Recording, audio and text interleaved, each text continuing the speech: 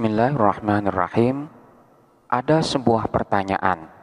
Bukankah i'rab itu ada 4, yaitu rofa, nasab, jer, dan yang terakhir adalah jazm. Masing-masing daripada i'rab ini memiliki tanda i'rab yang jelas, di mana untuk rofa tanda i'rab asalnya itu adalah dhammah. Kemudian nasab ini adalah fathah, jer ini adalah kasroh, sementara jazm ini adalah sukun. Dan ini adalah merupakan tanda i'rab asal. Untuk tanda i'rab yang lainnya merupakan tanda i'rab niyabah atau tanda i'rab pengganti dari tanda i'rab asal. Dari sini jelas bahwa masing-masing kalimat itu ketika dalam keadaan i'rab tertentu memiliki tanda i'rab yang jelas. Lalu kenapa masih ada pernyataan yang sering kali kita dengar, yaitu kalimat itu dalam keadaan rofa tapi tidak dirofakkan, dalam keadaan nasab tapi tidak dinasobkan, dalam keadaan jer tapi tidak dijerkan, dan dalam keadaan jazm tapi tidak dijazmkan. Artinya kalimat tersebut dalam keadaan tertentu namun tanda i'rabnya tidak ada atau menyalahin terhadap tanda i'rab yang sesungguhnya. Seperti ketika kita mengatakan anta tilmidun.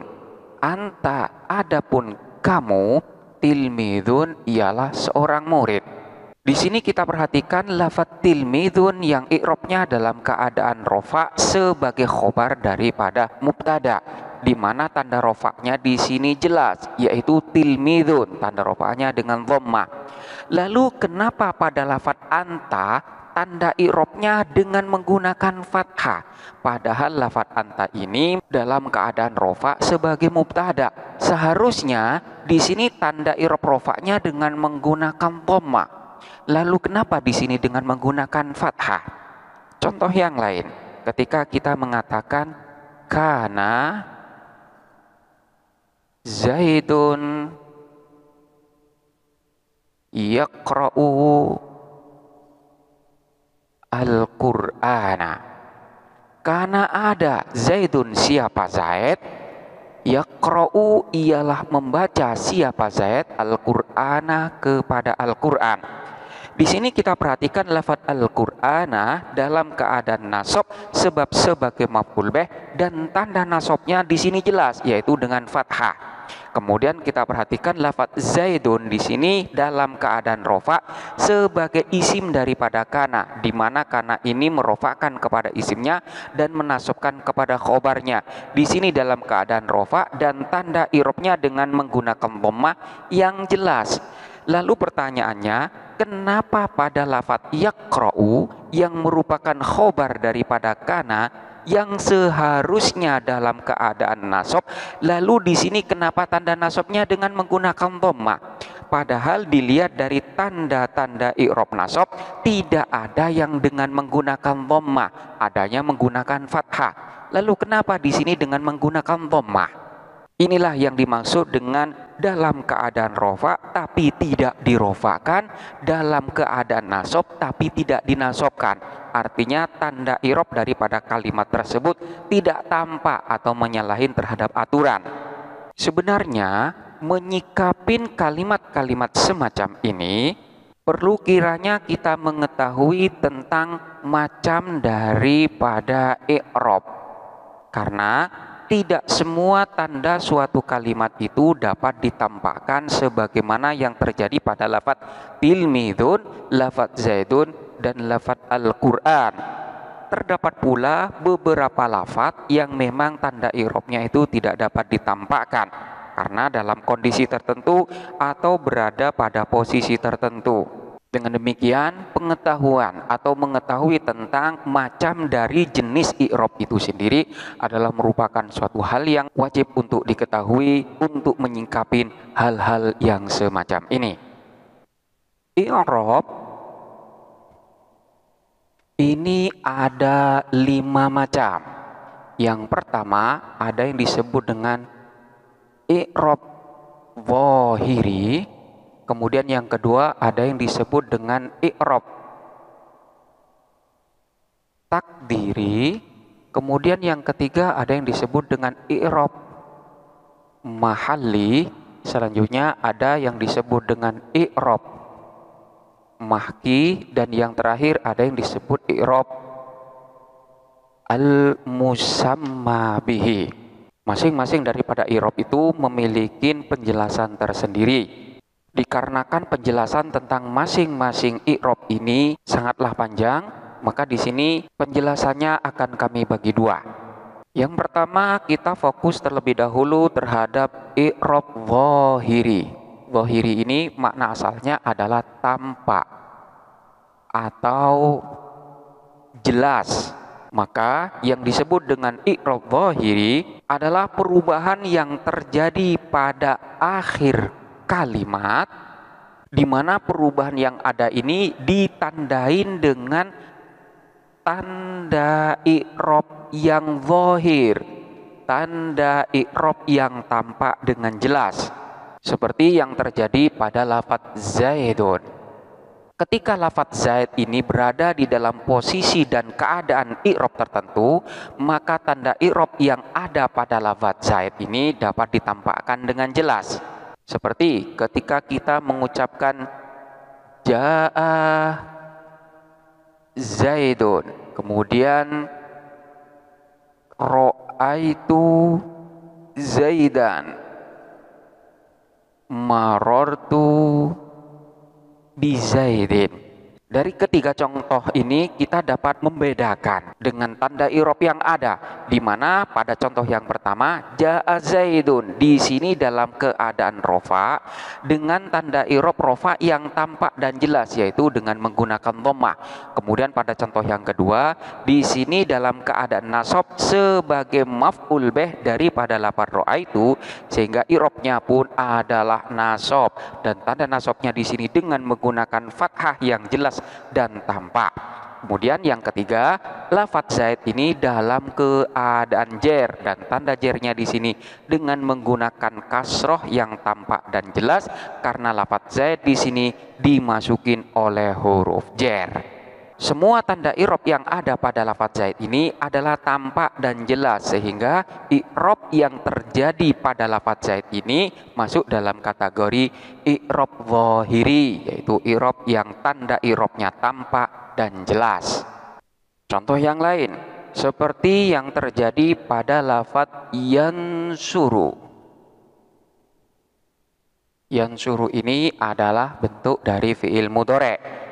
Pada lafadz yansuru ini, manakala berada dalam keadaan i'rab tertentu, maka tanda i'rab yang terjadi ini tampak dan jelas.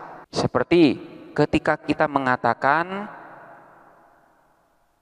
yansuru zaidun, kemudian lan yansuro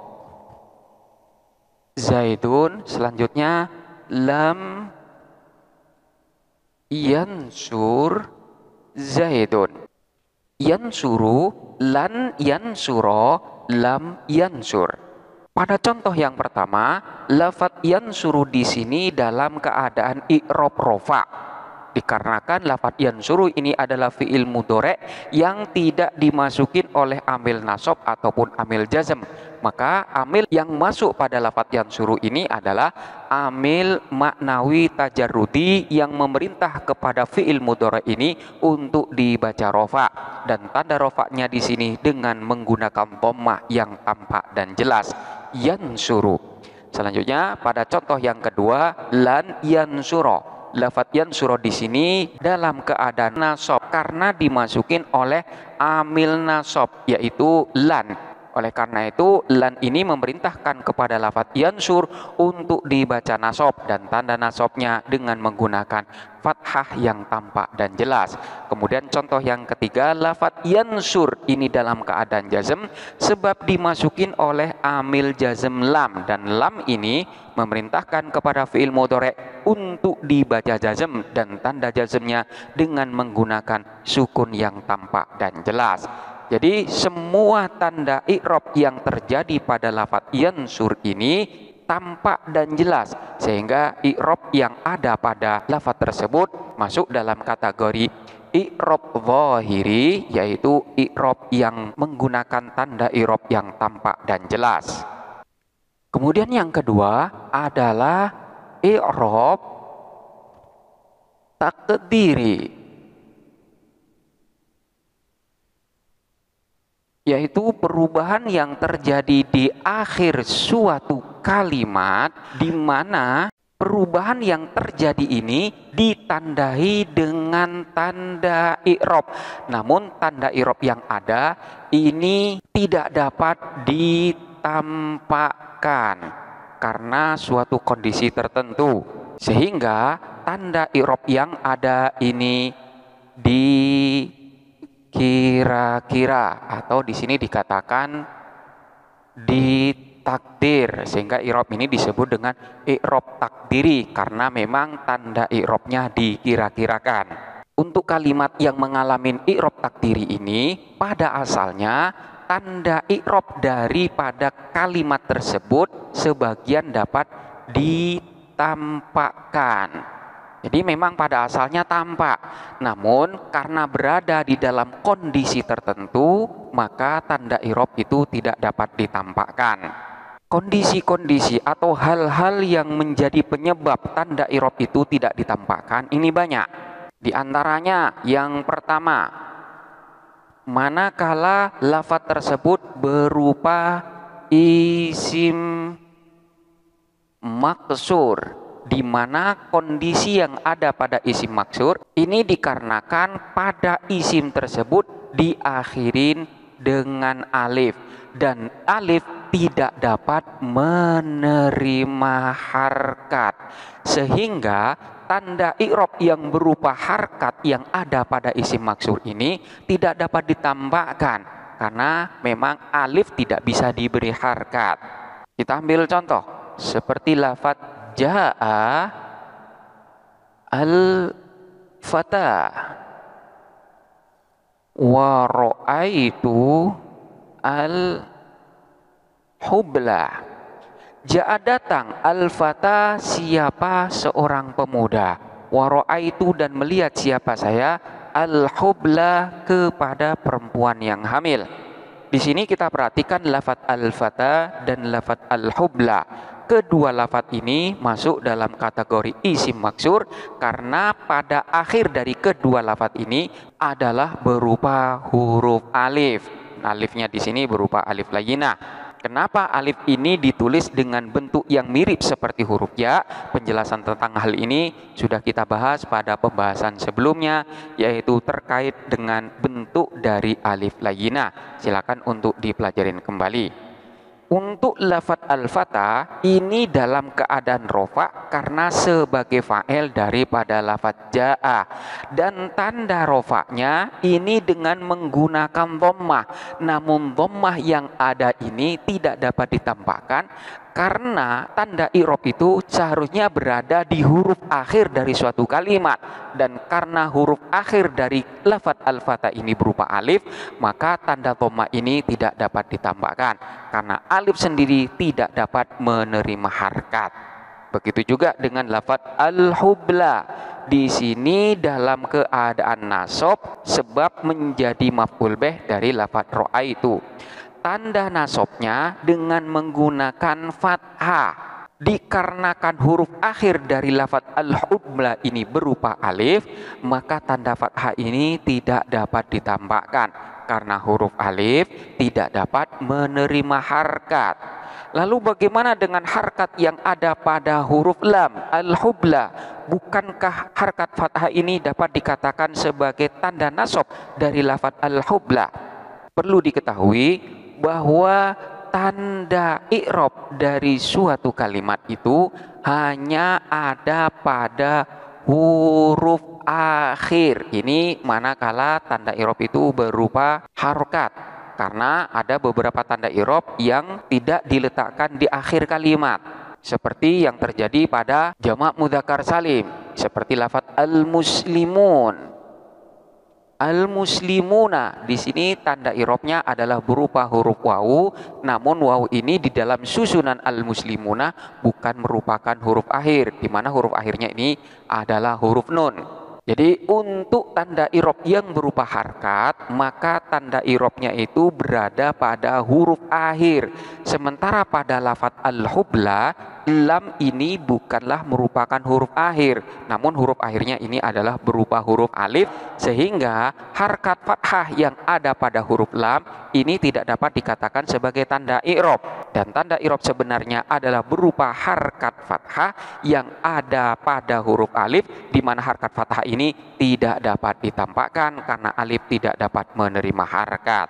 Sehingga dapat dikatakan semua tanda i'rab yang ada pada lafadz al-fatah dan lafadz al-hubla ini semuanya diperkirakan, atau dapat kita katakan semuanya ditakdir atau dikira-kirakan.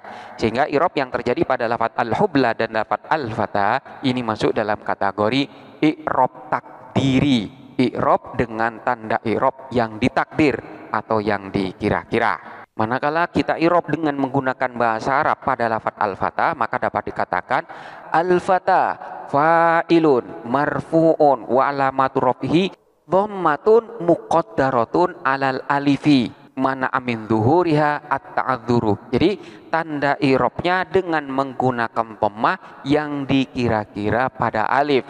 Hal tersebut disebabkan karena udurnya karena alif tidak dapat menerima harkat. Ini yang pertama, tanda i'rab itu tidak dapat ditampakkan karena berupa isim maksur, di mana huruf akhir daripada isim maksur itu adalah berupa alif. Kemudian yang kedua, tanda i'rab itu tidak dapat ditampakkan manakala berupa isim mangkus. Karena huruf akhir daripada isim mangkus itu berupa huruf ya. Tanda i'rab yang tidak dapat ditampakkan pada isim mangkus ini manakala berada dalam keadaan rofa dan dalam keadaan jer saja. Sementara ketika dalam keadaan nasab, tanda i'rabnya dapat ditampakkan.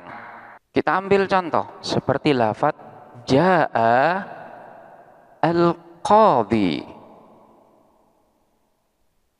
Jaa datang, al-qadhi siapa al-qadhi? Seorang hakim atau seorang yang dapat memberikan keputusan hukum. Pada lafadz al-qadhi ini dalam keadaan rofa sebagai fa'il daripada lafadz jaa. Di sini tanda rofa'nya dengan menggunakan dhammah yang tidak dapat ditampakkan. Hal tersebut terjadi karena pada lafadz al-qadhi huruf akhirnya adalah berupa huruf ya, di mana huruf ya manakala berada di akhir kalimat ini tidak dapat menerima harkat dhammah ataupun harkat kasroh. Hal tersebut dikarenakan harkat dhammah pada huruf ya yang ada di akhir dianggap sebagai harkat yang berat menurut orang Arab. Jadi manakala kita katakan ja'al qadhiyu, bacaan semacam ini menurut orang Arab dianggap sebagai bacaan yang berat. Oleh karena itu dhammah yang ada di akhir ini pun harus dibuang sehingga ya-nya ini pun disukunkan. Ja'al qadhi. Pada asalnya lafadz al-qadhiyu itu bisa diberi harkat dhammah ja'al qadhiyu, cuma karena dianggap berat oleh orang Arab maka dhammah ini pun dibuang sehingga menjadi ja'al qadhiyu. Sehingga tanda i'rab yang berupa dhammah ini diperkirakan pada huruf ya yang ada di akhir. Tanda i'rab yang semacam inilah masuk dalam kategori i'rab takdiri, di mana tanda i'rabnya diperkirakan. Kita ambil contoh yang lain seperti lafadz dhahabtu ila al-hadi. Dhahabtu pergi siapa saya, ilal hadi menuju kepada al-hadi, orang yang dapat memberikan petunjuk. pada lafadz al-hadi ini dalam keadaan jer sebab dimasukin oleh huruf jer ilah dan tanda jernya di sini dengan menggunakan kasroh.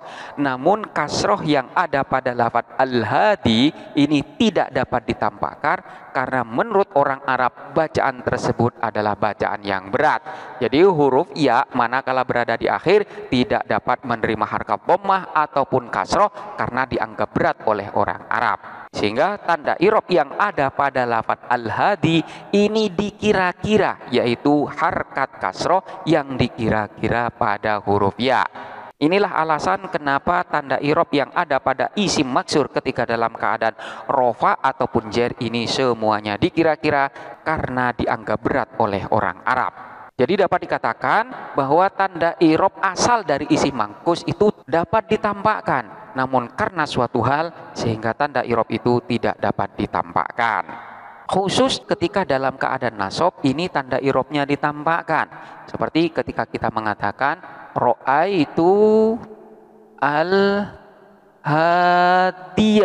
Ra'aitu melihat siapa saya, al-hadiya kepada al-hadi.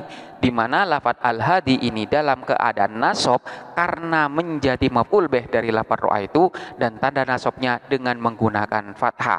Kenapa tanda fathah ini dapat ditampakkan pada huruf ya yang ada di akhir?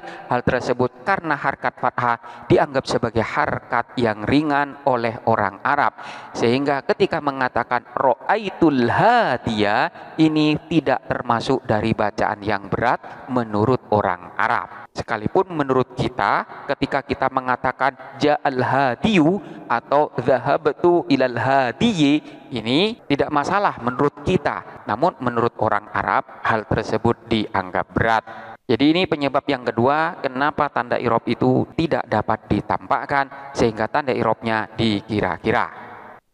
Kemudian yang ketiga, tanda i'rab takdiri itu terjadi manakala berupa kalimat isim, di mana kalimat isim itu nantinya dibuat sebuah nama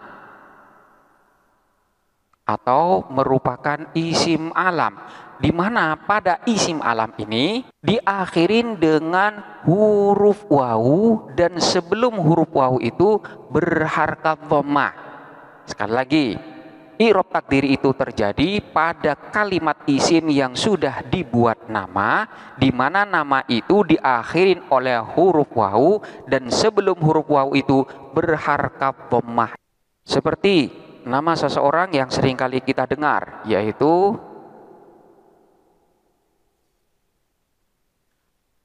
Aristo. Ini adalah bahasa Arab dari nama Aristoteles. Aristoteles itu orang Arab menyebutnya dengan Aristu. Di sini pada lafadz Aristu diakhirin dengan huruf wawu dan sebelum huruf wawu ini berupa harkat dhammah. Lafadz Aristu ini tanda i'rabnya dikira-kira manakala berada dalam keadaan rofa atau dalam keadaan jer saja.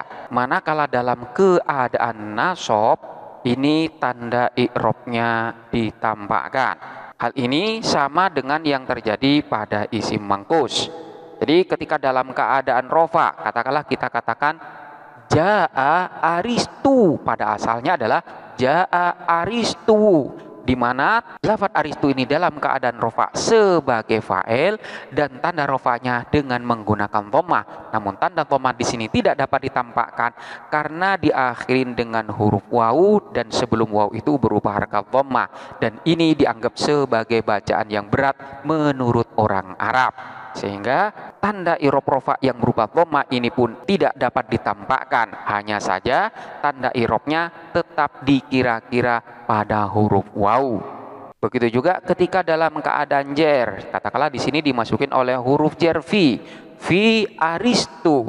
Ini dalam keadaan jer dengan tanda jer yang berupa kasroh yang dikira-kira pada huruf wawu. Karena huruf wawu dianggap berat manakala berada di akhir dan sebelumnya berupa harkat dhammah. Maka tanda i'rab yang berupa kasroh ini pun tidak dapat ditampakkan, hanya diperkirakan saja.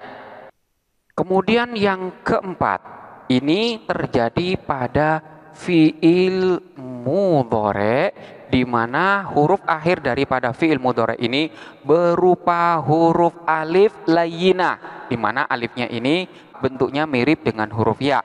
Hal ini terjadi manakala dalam keadaan rofa atau dalam keadaan nasab. Sementara untuk dalam keadaan jazm ini tanda i'rabnya tampak atau zahir. Kita ambil contoh fi'il mudhari yang dalam keadaan rofa seperti lafaz yakhsha. Yakhsha Zaidun. Yakhsha takut, Zaidun siapa Zaid. Lafaz yakhsha ini adalah fi'il mudhari yang dalam keadaan rofa. Kenapa dalam keadaan rofa? Karena sebelumnya tidak didahuluin oleh amil nasab ataupun amil jazm, sehingga amil yang memerintah kepada lafaz yakhsha ini adalah amil maknawi tajarrudi yang memerintah untuk dibaca rofa. Tanda rofanya di sini dengan menggunakan dhammah yang dikira-kira karena huruf akhir pada lafaz yakhsha ini berupa huruf alif, dan alif tidak dapat menerima harkat dhammah sebagaimana yang terjadi pada isim maksur. Jadi dhammahnya ini dikira-kira pada alif, ada namun tidak dapat ditampakkan. Contoh yang lain seperti lafaz walan tardha anka al-yahudu walan nasara hatta tattabi'a millatahum.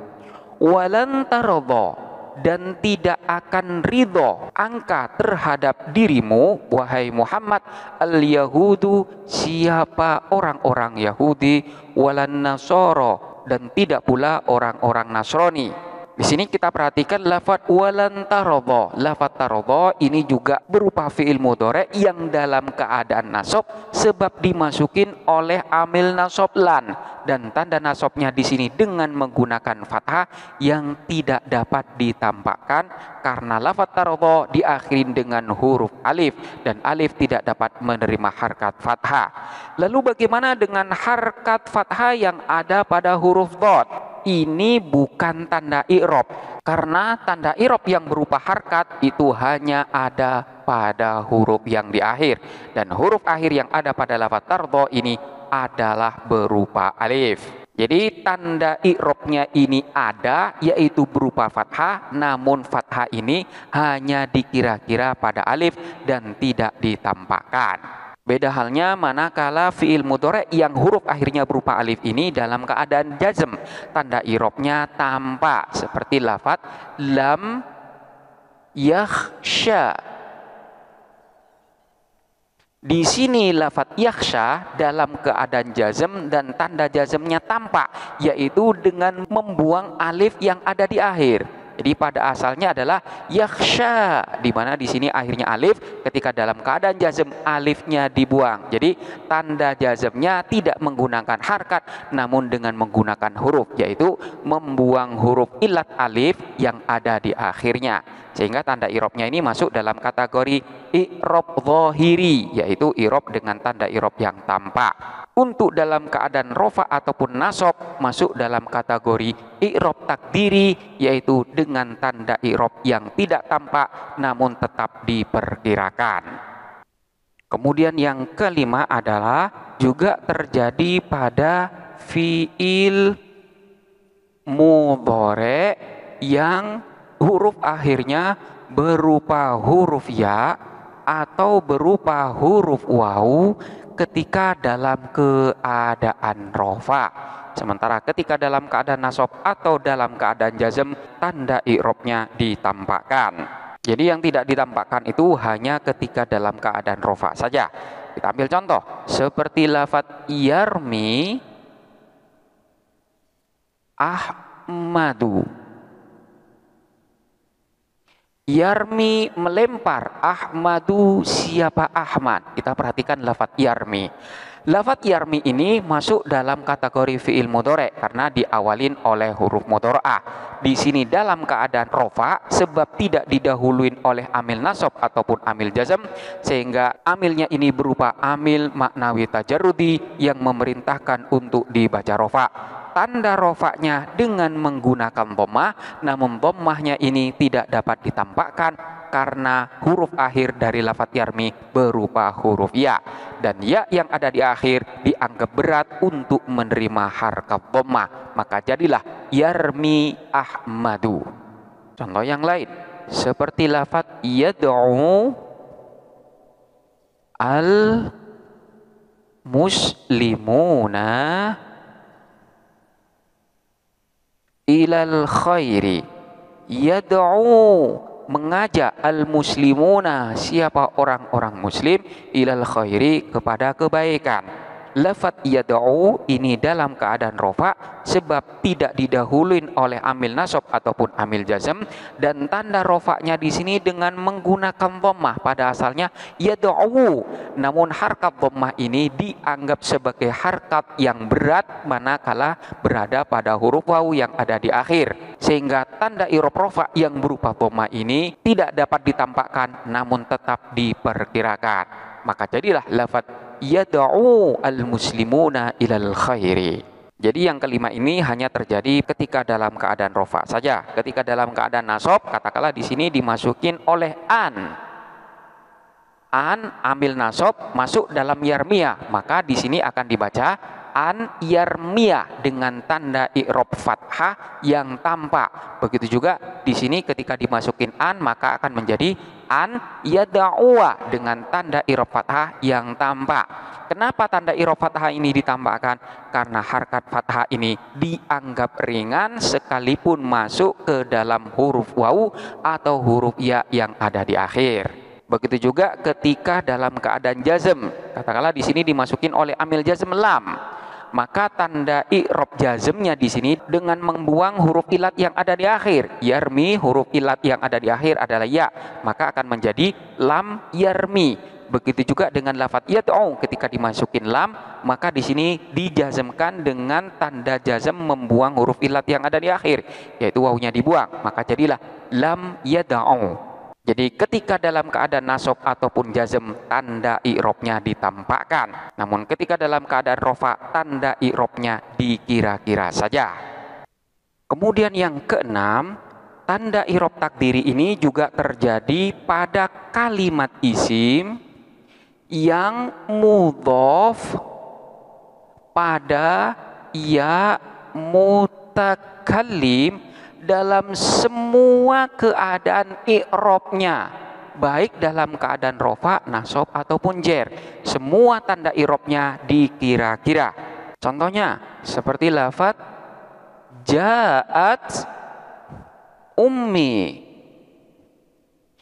ra'aitu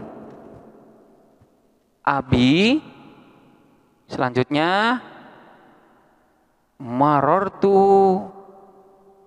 bi akhi. Ja'at datang, ummi siapa ibuku, ra'aitu melihat siapa saya, abi kepada ayahku, wa marartu dan lewat siapa saya, bi akhi bertemu dengan saudaraku. Yang pertama lafadz ummi ini dalam keadaan rofa sebab menjadi fa'il daripada lafadz ja'at, dan tanda rofanya dengan menggunakan dhammah yang dikira-kira. Karena lafadz ummi ini mudhof kepada ya mutakallim. Pada asalnya sebelum dimasukin oleh ya mutakallim, maka lafadz ummi ini adalah ummun, harkatnya adalah dhammah. Namun ketika mudhof kepada ya mutakallim, maka ya mutakallim ini menuntut kepada huruf sebelumnya untuk diberi harkat kasroh sebagai harkat penyesuaian atau harkat munasabah, agar harkat kasroh tersebut cocok dengan ya mutakallim yang terletak setelahnya, maka jadilah ummi. Begitu juga dengan lafadz abi ini dalam keadaan nasab sebab menjadi maf'ul bih daripada lafadz ra'aitu. Pada asalnya adalah ra'aitu aban atau ra'aitul aba. tanda nasobnya dengan menggunakan fathah yang tampak. Namun karena lafat abun ini mudhof kepada ya mutakalim, maka ya mutakalim ini menuntut kepada huruf yang terletak sebelumnya untuk diberi harkat kasroh agar sesuai dengan ya mutakalim. Sehingga harkat kasroh ini disebut dengan harkat munasabah, harkat penyesuaian. Dengan demikian, tanda i'rab nasab yang berupa fathah ini tidak dapat ditambahkan. Karena tidak mungkin satu huruf ba ini memiliki dua harkat, yaitu fathah dengan kasroh. Maka harkat fathah ini pun mengalah. Begitu juga dengan lafaz ra'aitu akhi, di mana sebelum dimudhofkan kepada ya mutakalim, lafaz akhun ini dalam keadaan jer dengan tanda jer yang berupa kasroh. Marartu bi akhin, tanda i'rabnya berupa kasroh. Namun ketika dimudhofkan kepada ya mutakalim, maka ya mutakalim ini menuntut kepada huruf sebelumnya untuk diberi harkat kasroh, dan harkat kasroh tersebut bukan tanda i'rab melainkan harkat munasabah. Untuk harkat kasroh yang terletak sebelum ya mutakalim ini memang terjadi perbedaan di antara para ulama. Ada yang mengatakan bahwa ketika kalimat isim itu mudhof kepada ya mutakalim, maka harkat kasroh yang ada ini adalah harkat kasroh tanda i'rab. Sehingga ketika dalam keadaan jer ini tetap dinyatakan sebagai i'rab dhahiri karena tanda i'rabnya tampak, yaitu dengan harkat kasroh. Namun ada sebagian yang mengatakan bahwa harkat kasroh yang ada sebelum ya mutakalim ini bukanlah tanda i'rab, melainkan harkat munasabah, yaitu harkat penyesuaian. Sementara harkat kasroh yang menjadi tanda i'rab ini dibuang, karena tidak mungkin satu huruf memiliki dua harkat, sekalipun harkatnya tersebut sama-sama berupa harkat kasroh. Penjelasan hal ini telah dibahas pada pembahasan sebelumnya, yaitu terkait kalimat isim yang mudhof kepada ya mutakalim. Silakan dipelajarin kembali. Jadi semua tanda i'rab daripada kalimat isim yang mudhof kepada ya mutakalim ini semuanya dikira-kirakan. Alasannya karena tidak mungkin satu huruf memiliki dua harkat. Jikalau hal tersebut terjadi, maka terjadilah sibuknya huruf yang memiliki dua harkat tersebut. Oleh karena itu, agar huruf tersebut tidak sibuk untuk menentukan harkat mana yang digunakan, maka tanda i'rabnya pun haruslah mengalah, yaitu tidak ditampakkan namun tetap diperkirakan. Sehingga di sini dikatakan tanda i'rabnya itu dikira-kira pada huruf yang terletak sebelum ya mutakalim. Jadi pada lafaz ummi, tanda i'rabnya dikira-kira pada huruf yang terletak sebelumnya, yaitu dikira-kira pada huruf mim. Begitu juga dengan pada lafaz abi, ini tanda i'rabnya dikira-kira pada huruf ba, dan pada lafaz akhi, tanda i'rabnya dikira-kira pada huruf kha. Kemudian yang ketujuh ini terjadi pada fi'il mudhari', di mana fi'il mudhari' ini dalam keadaan jazm dan tanda jazmnya dengan menggunakan sukun. Namun fi'il mudhari' itu nantinya diberi harkat. Harkatnya ini adalah harkat aridhah, dan hal tersebut dilakukan dalam rangka untuk menghindari bertemunya dua sukun. Sekali lagi, yang ketujuh ini, harkat atau tanda i'rab itu ditakdir atau dikira-kira terjadi pada fi'il mudhari', di mana fi'il mudhari' itu dalam keadaan i'rab jazm yang tanda i'rabnya dengan menggunakan sukun. Namun fi'il mudhari' itu tetap diberi harkat aridhah, yaitu harkat yang bukan harkat asli, di mana hal tersebut dilakukan untuk menghindari bertemunya dua sukun. Contohnya seperti lafaz man yuti' Allaha faza bil jannati. Man yuti illaha faza bil jannati. Man adapun barang siapa, yuti ialah taat siapa man Allaha kepada Allah, faza maka beruntung siapa man bil jannati dengan diberi balasan sorga. Di sini kita perhatikan lafaz yuti. Yuti ini adalah fi'il mudhari' yang dalam keadaan jazm sebab dimasukin oleh amil jazman. Jadi pada asalnya adalah man yuti, di sini tanda jazmnya dengan menggunakan sukun. Namun di dalam susunan ini lafadz yuti tetap diberi harkat aridoh. Harkat arido itu adalah harkat yang diberikan karena berada dalam kondisi tertentu. Seperti yang terjadi pada lafadz yuti ini. Lafadz ini diberi harkat arido, yaitu harkat kasroh, dalam rangka untuk menghindari bertemunya dua sukun. Manakala lafadz yuti ini tetap disukunkan, maka di sini bertemu dua sukun, yaitu sukunnya huruf ain dan sukunnya al. Maka hal ini tidak diperbolehkan. Oleh karena itu, untuk menghindari bertemunya dua sukun ini, maka huruf ain yang ada pada lafadz yuti ini diberi harkat kasroh. Sebagaimana kaidah, idza hurikas sakinu hurika bil kasri. Jikalau huruf sukun ini mau diberi harkat, harkatilah dengan harkat sukun. Maka jadilah man yuti illaha. Untuk penjelasan tentang harkat arido ini telah dijelaskan pada pembahasan sebelumnya. Begitu juga dengan harkat apa yang harus diberikan kepada huruf yang sukun, ini juga telah dijelaskan pada pembahasan sebelumnya, yaitu tentang memberi harkat untuk menghindari bertemunya dua sukun. Silakan dipelajarin kembali. Jadi lafadz yuti yang dalam keadaan jazm ini asalnya memiliki tanda, yaitu sukun. Namun tanda sukun ini tidak dapat ditampakkan, artinya diperkirakan karena berada dalam kondisi tertentu, yaitu untuk menghindari bertemunya dua sukun. Dan hal semacam ini banyak sekali terjadi di dalam kalam Arab. Contoh yang lain seperti lafadz lam yakunil ladzina kafaru. Pada asalnya adalah lam yakun. Fi'il mudhari dalam keadaan jazm sebab dimasukin oleh amil jazm lam. Namun lafadz yakun ini diberi harkat kasroh dalam rangka untuk menghindari bertemunya dua sukun. Manakala tidak diberi harkat, maka di sini akan bertemu dua sukun, yaitu sukunnya huruf nun dan sukunnya al. Oleh karena itu nunnya di sini diberi harkat kasroh agar tidak bertemu dua sukun. Dan harkat kasroh yang ada ini disebut dengan harkat arido, yaitu bukan harkat asri, melainkan harkat yang didatangkan karena sebab. Sehingga tanda i'rab jazm yang berupa sukun ini diperkirakan dan tidak dapat ditampakkan. Inilah yang terjadi pada i'rab takdiri, di mana semua tanda i'rab dalam i'rab takdiri itu pada asalnya ada, namun tidak dapat ditampakkan karena sebab, yaitu karena berada dalam kondisi tertentu. Demikianlah penjelasan tentang i'rab zahiri dan i'rab takdiri. Untuk macam i'rab yang selanjutnya, yaitu tentang i'rab mahalli, i'rab mahki, dan i'rab al-musamma bih, akan kita jelaskan pada pembahasan berikutnya. Selanjutnya silakan dipelajarin dengan seksama dan sampai jumpa pada pembahasan berikutnya.